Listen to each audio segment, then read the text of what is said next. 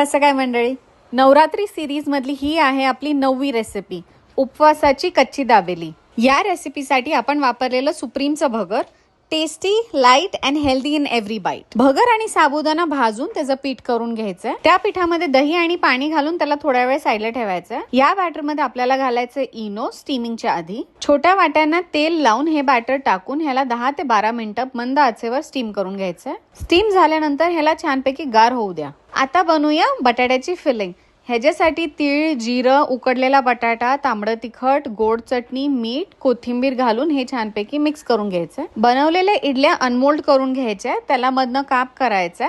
आम्ही तयार केलेली इडली एकदमच सॉफ्ट झालेली। याला लावायची लाल चटणी, हिरवी चटणी, बटाट्याची फिलिंग, बटाट्याचा कीस आणि थोडेसे डाळिंब।